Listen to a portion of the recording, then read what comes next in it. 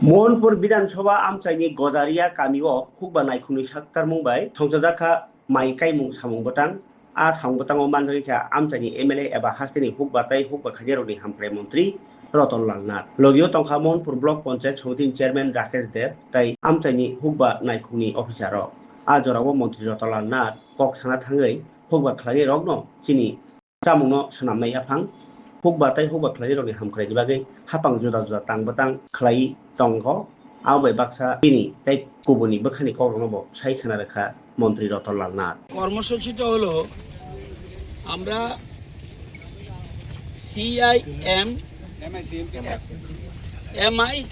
CMP অর্থাৎ মুখ্যমন্ত্রী integrated crop management programme এই যে স্কিমের মাধ্যমে এসআরআই পদ্ধতি ওই ফ্ল্যাগগুলির মধ্যে আছে এসআরআই পদ্ধতি করব কিন্তু স্কিমটি হলো মুখ্যমন্ত্রীর নামে।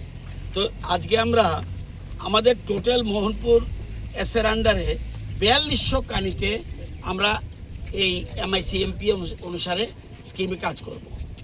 আর শুধু গজারি এলাকায় প্রায় 180 কানি এখানে আজকে আমরা এর আগেই শুরু করে দিয়েছি। তবুও একদিন কৃষকদের অনুপ্রেরণা দেওয়ার জন্য কৃষকরা যেন আরও মাঠে থাকে, কৃষকদের পাশে যাতে আমজনতা থাকে, সেজন্য আমি অ্যাজ এগ্রিকালচার মিনিস্টার এখানে এসে তাদের সাথে একটু রোয়া লাগিয়ে গেলাম। অর্থাৎ পদ্ধতি অনুযায়ী আগে আমি যখন ছোট ছিলাম একসাথে আমরা 7-8টা 10টা চারা লাগাতাম। এটাকে বলতো কনভেনশনাল মেথড স্যার। এটা চারারে কি বলতো আগে? জ্বালা।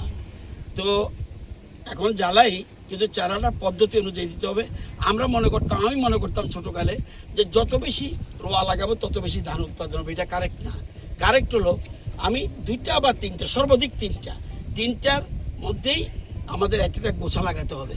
তাহলেই এবং সারি পদ্ধতিভাবে যাতে আমি জঙ্গল পরিষ্কার করতে পারি, আমি যাতে ওষুধ দিতে পারি, আমি যাতে অন্যান্য সার দিতে পারি, এই জন্য একদম সিস্টেম এসআরআই পদ্ধতিতে আমরা চাষের জন্য আজকে এখানে এসেছি। এবং আমরা আশা করি আমাদের বর্তমানে ত্রিপুরা রাজ্যে আমাদের 4টা ডিস্ট্রিক্ট খাদ্য স্বয়ম্বর, এটা হলো গোমতী, দক্ষিণ ত্রিপুরা, সিপাহীজলা এবং খোয়াই, এই 4টা জেলা আমরা খাদ্য স্বয়ম্বর এবং 37টি ব্লক খাদ্য স্বয়ম্বর। তো আমরা চাইছি ওয়েস্ট ত্রিপুরা যেহেতু লোকসংখ্যা বেশি এবং শহর বন্দর অনেক কিছু আছে, সেজন্য জায়গা কম, তবুও আমরা আধুনিক পদ্ধতিতে চাষ করে কিভাবে স্বয়ম্বর হওয়া যায় এই জন্য চেষ্টা। কৃষকরা যেন মাঠে থাকে। এখানে আমি কৃষকদের 6-7 জন কৃষককে আমি সম্বর্ধনা দিয়েছি। ভগবানকে দেখি না, আমরা দৃশ্য ভগবানকে সামনে আছে।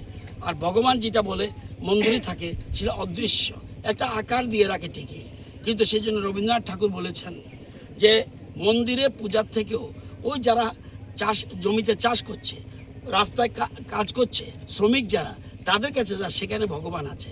গণদেবতার উপরে কোনো ভগবান নেই। তাই এই গণদেবতার মাঝখানে এখানে এসে ওই কৃষকদের সাথে 10 মিনিট একটু রোয়া লাগিয়ে গেলাম যাতে কৃষকরা অনুপ্রাণিত হয়।